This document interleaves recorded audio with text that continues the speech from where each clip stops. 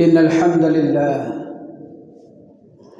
نحمده ونستعينه ونستغفره ونعوذ بالله من شرور أنفسنا ومن سيئات أعمالنا من يهده الله فلا مضل له ومن يضلل فلا هادي له أشهد أن لا إله إلا الله وحده لا شريك له وأشهد أن محمدا عبده ورسوله الذي لا نبي بعده اللهم صل وسلم وبارك على محمد وعلى آله وأصحابه أجمعين أما بعد يا أيها الذين آمنوا اتقوا الله حق تقاته ولا تموتن إلا وأنتم مسلمون يا أيها الناس اتقوا ربكم الذي خلقكم من نفس واحدة وخلق منها زوجها وبث منهما رجالا كثيرا ونساء واتقوا الله الذي تساءلون به والأرحام إن الله عليكم رقيبا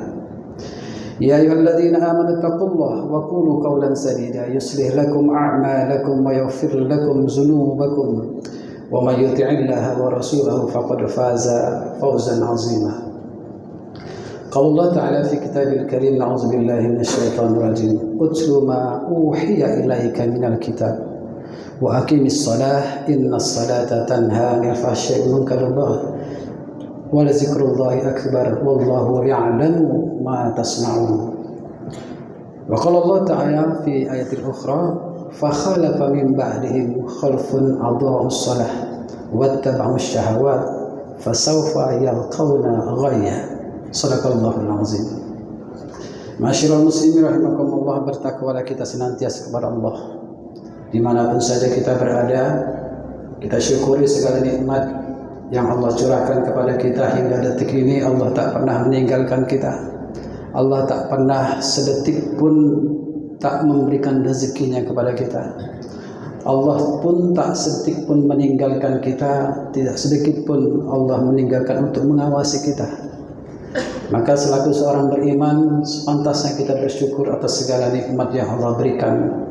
InsyaAllah mudah-mudahan nikmat iman Islam yang ada pada diri kita hari ini terus sampai nanti Allah memanggil kita dengan panggilan ya ayyatuhan nafsul mutmainnah irji'i ila rabbika radiyatan mardiyah fadkhuli fi ibadi wadkhuli jannati. Mati kita dalam keadaan husnul khatimah insyaallah. Amin ya rabbal alamin.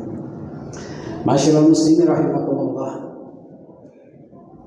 Setiap kita pasti adalah seorang anak, walaupun tidak setiap kita memiliki anak. Saya ulangi, setiap kita pasti adalah seorang anak, dan walaupun tidak setiap kita memiliki anak. Ini artinya apa? Kita pasti adalah orang yang memiliki orang tua.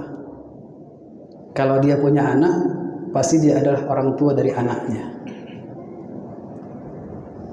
Kalau kita adalah seorang anak, dan kalau kita memiliki anak, pasti ada satu hal yang tak pernah kita lupa untuk kita sampaikan atau kita dengarkan dari orang tua kita dulu, atau yang kita sampaikan kepada anak-anak kita. Apa hal penting yang tak pernah orang tua kita tinggalkan untuk disampaikan kepada kita, atau tak pernah kita lupa untuk sampaikan kepada anak-anak kita, yakni wahai anakku, jangan pernah kau tinggalkan salat. Orang tua kita pasti selalu mengatakan hal itu kepada kita, apalagi ketika anaknya itu jauh dari dirinya, merantau ke negeri orang. Pasti hal yang pertama dan yang terakhir yang ditekankan oleh orang tua kita adalah, atau kita sampaikan ke anak kita adalah, nak, jangan pernah kau tinggalkan sholat. Nah, kenapa jamaah rahmati Allah? Karena ada satu firman Allah Subhanahu wa taala dalam surah Maryam ayat 59 yang khatib bacakan di awal khutbah tadi, yang bunyinya auzubillahi minasyaitonirrajim fa khalafa min ba'dihim khalfun adha'us salat wattaba'us syahawat fasawfa yalqawna ghayya. Dalam ayat ini Allah Subhanahu wa taala berfirman, fa khalaqa min ba'dihim khalfun adha'us shalah. Akan datang nanti setelah mereka generasi yang meninggalkan salat. Gampang saja meninggalkan salat, jamaah. Kita lihat zaman sekarang ini, betapa anak-anak muda, ya, nauzubillah, semoga anak kita terhindar, gampang aja meninggalkan salat 5 waktu. Ini kenapa? Karena penyebab kedua, wattaba'us syahwat, mereka mengikuti keinginan nafsunya. Dan jemaah rahmati Allah, maka pantas orang-orang tua kita dulu ketika menasihati kita tak pernah meninggalkan yang satu nih. Nah, jangan pernah kau tinggalkan sholat. Kenapa?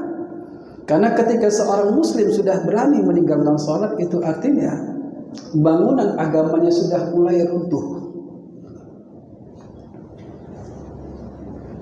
Bangunan Islamnya sudah mulai runtuh.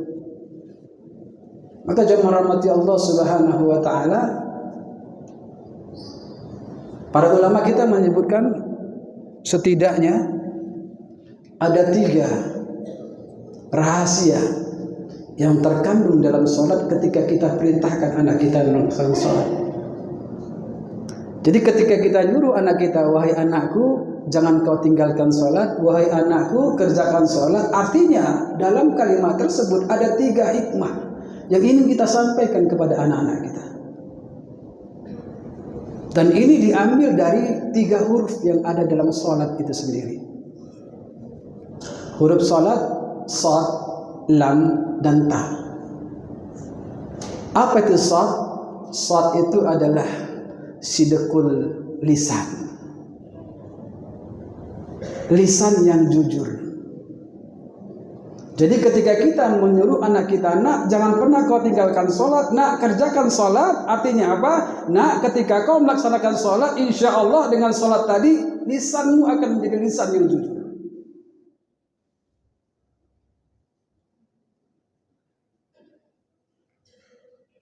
Jamaah rahmati Allah Subhanahu wa ta'ala, karena kejujuran zaman sekarang ini adalah hal yang sangat mewah. Saking mewahnya banyak di antara kita tak mampu mengucapkan kejujuran. Padahal Allah Subhanahu wa taala dalam surah At-Taubah ayat 119 berfirman, ya ayyuhalladzina amanu taqullaha wa kunu ma'as shadiqin. Wahai orang-orang yang beriman, bertakwalah kepada Allah dan bersamalah kalian dengan orang-orang yang siddiq, yang jujur.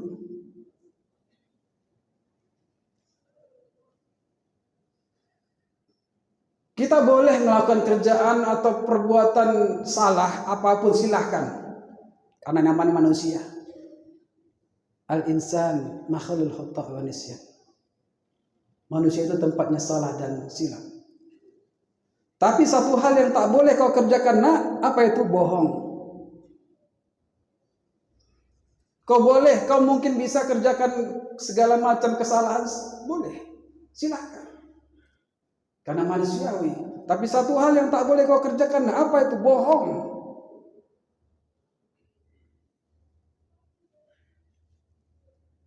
Rasulullah SAW dalam sebuah hadis mengingatkan kita, alaikum bisidqi, inna sidqa yahdi ilal bir, wa innal birra yahdi ilal jannah.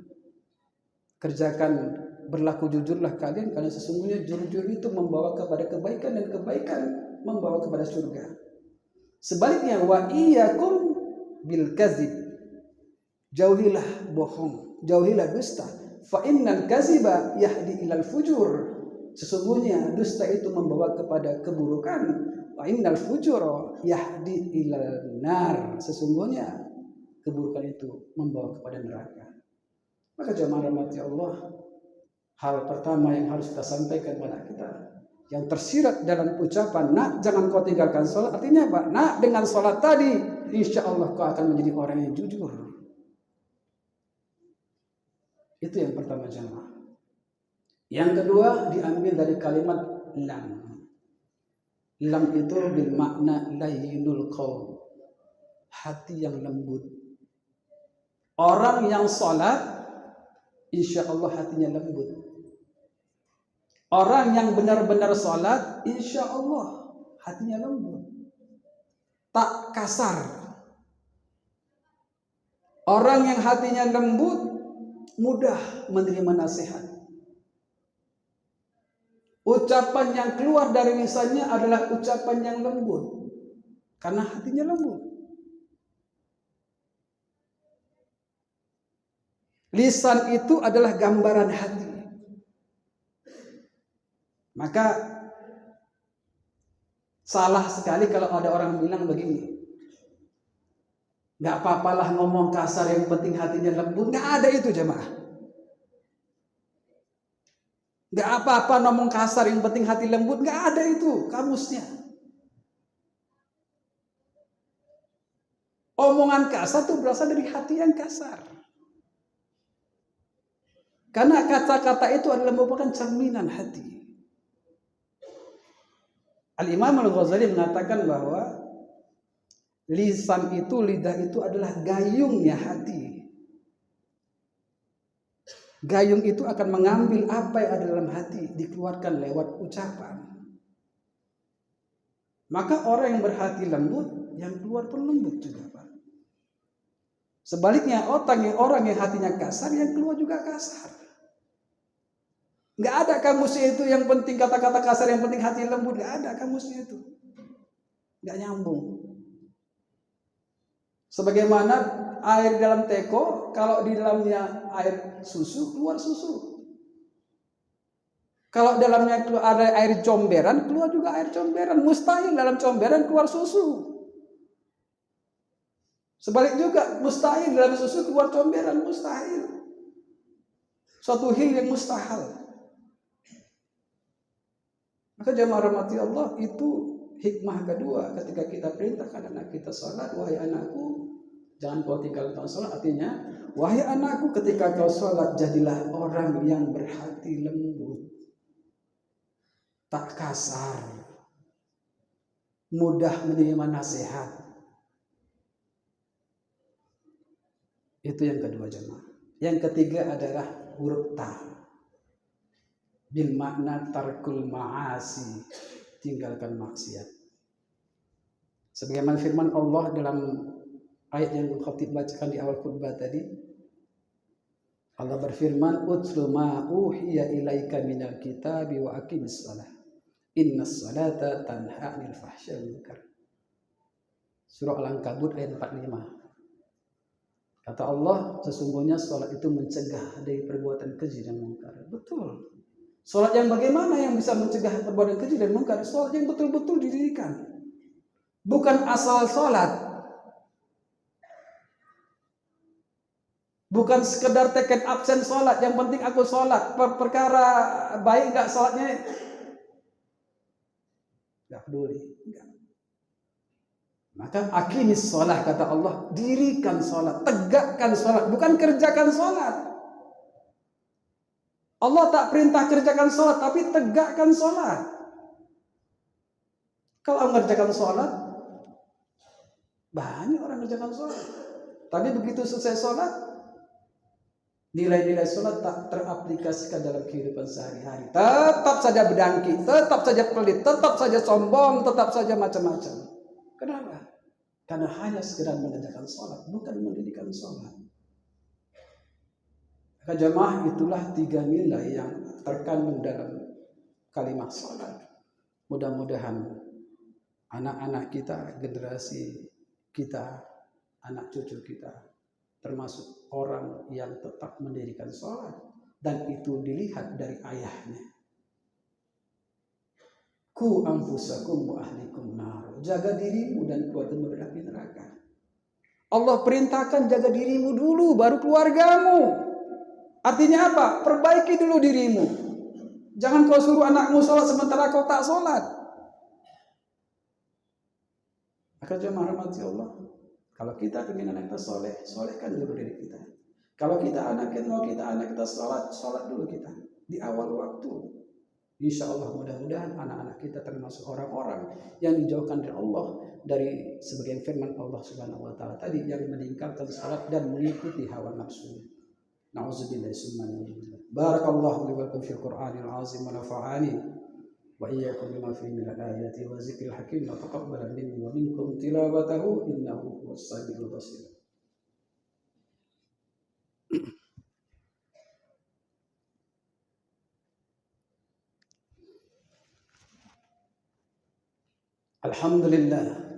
Alhamdulillah nahmaduhu wa nasta'inuhu wa nastaghfiruhu wa nastahdihi wa na'udzu billahi min shururi anfusina wa min sayyiati a'malina.